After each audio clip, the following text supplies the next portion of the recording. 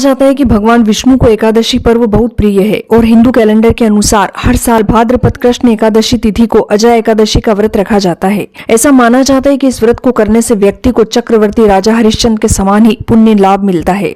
इतना ही नहीं, अजय एकादशी का व्रत पापों से मुक्ति दिलाने वाला है। इसका वर्णन अजय एकादशी की कथा में भी मिलता है। वहीं पद्म पुराण में वर्णित अजय एकादशी की कथा के अनुसार इस कथा का पाठ करने से व्यक्ति को अश्वमेघ यज्ञ के समान फल मिलता है। अजय एकादशी का व्रत रखने वालों को इस कथा का पाठ अवश्य करना चाहिए।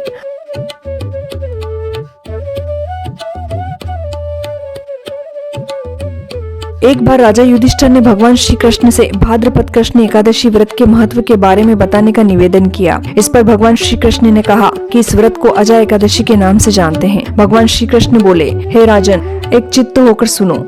भाद्रपद मास के कृष्ण पक्ष की एकादशी का नाम अजा है। वह सब पापों का नाश करने वाली बताई गई है। जो भगवान ऋषिकेश का पूजन करके इसका व्रत करता है, उसके सारे पाप नष्ट हो जाते हैं। श्री कृष्ण ने कथा को विस्तार से सुनाते हुए बताया कि पूर्व काल में हरिश्चंद्र नामक एक विख्यात चक्रवर्ती राजा हुए हैं, जो समस्त भूमंडल के स्वामी और सत्य प्रतिज्ञ थे। एक समय किसी कर्म का फल भोग प्राप्त होने पर उन्हें अपना राज्य छोड़ना पड़ा। राजा ने अपनी पत्नी और पुत्र को बेचा, फिर अपने को भी बेच दिया। पुण्यात्मा होते हुए भी उन्हें चांडाल की दास्ता भोगनी पड़ी। वे मुंडा का कफन लिया करते थे।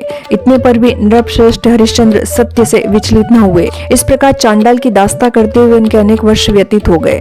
इससे राजा को बड़ी चिंता होने लगी। वे अत्यंत दुखी होकर सोचने लगे, क्या करूं, कहाँ जाऊं, मेरा कैसे उद्धार होगा।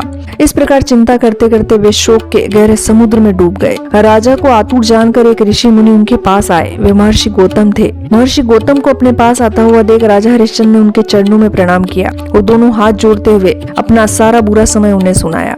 राजा की बात सुनकर गौतम ने कहा, राजन, भादो के कृष्ण पक्ष में अत्यंत कल्याणमयी अजा नाम की एकादशी आ रही है, जो पुण्य प्रदान करने वाली है। इसका व्रत करो, इससे पाप का अंत होगा। तुम्हारे भाग्य से आज के 7वें दिन एकादशी है। उस दिन उपवास करके रात में जागरण करना। ऐसा कहकर महर्षि गौतम अंतर्ध्यान हो गए।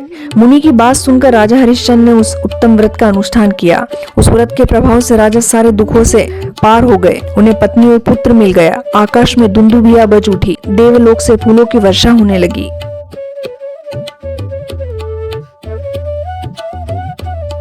अंत में श्री कृष्ण ने कहा कि जो मनुष्य ऐसा व्रत करते हैं, वे सब पापों से मुक्त हो स्वर्ग लोक में जाते हैं। इसके पढ़ने और सुनने से अश्वमेघ यज्ञ के समान फल मिलता है।